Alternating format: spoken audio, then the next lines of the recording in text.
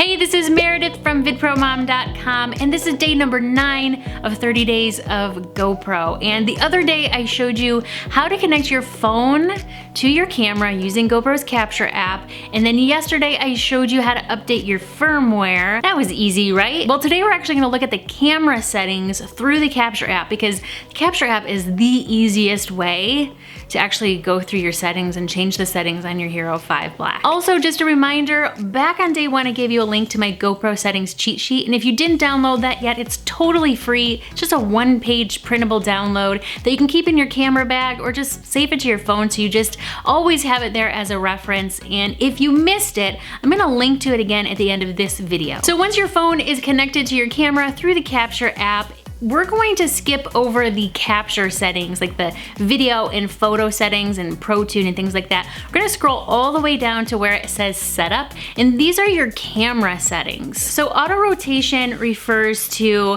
whether or not you want the camera to automatically detect whether it's mounted upside down or not. Default mode refers to the shooting mode that you want your camera to be in every time you turn it on. I leave mine on video. By default, it's video, but if you tend to shoot more photos, then you might want to put it on photo. So quick capture is a really cool thing, and you can turn it on and off here using the settings, but when it's on, that means when you press the shutter button, when the camera is off, it's actually gonna just turn on and start recording. We're gonna talk about quick capture in a later video, and then down below that is the LED setting. So these are the little status lights, like right here. Those will blink when you turn the camera on or off, or when it starts recording, or when it is recording, and you may wanna shut those off if you're trying to be a little bit stealthy. And same thing with beeps. You can set the volume of beeps. I like to keep my beeps on so that I can just press the button and I know that it's recording. This is especially handy if you're mounting your GoPro somewhere like up on your head and you can't actually look at it to see if it's recording. So the beeps do come in very handy, but if you were gonna use your camera like at a wedding or something,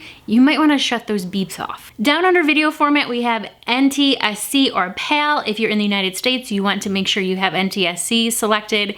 If you're over across the pond, then you would choose PAL. I have auto off set to 15 minutes and screensaver set to 1 minute. I have my language, of course, set to English, and my voice control language also set to English. There's a bunch of different options there depending on what language or what dialect of different languages you speak. So voice control is something we're gonna talk about in a future video. Voice control is really fun and actually probably my favorite improvement of all the different features of a GoPro. And then lastly, you can set your time and date. And what that does is actually sets the time and date of your camera to match the time and date of your phone. If you're traveling and you're going to a different time zone or something like that, and your phone is gonna automatically update to whatever time zone it's in, and if you want to update your camera really quick and easy with those time and date settings, then all you have to do is hit that button. So don't be afraid to play with those settings, see what your preferences are, if you like to have the beeps on, or if you like to have them at a lower volume, or maybe you don't want to have your LEDs going all the time. And tomorrow we're going to actually cover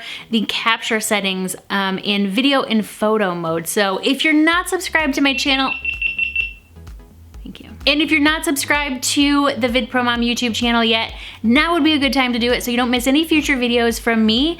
And if this video was helpful for you, give it a thumbs up and I'll see you tomorrow.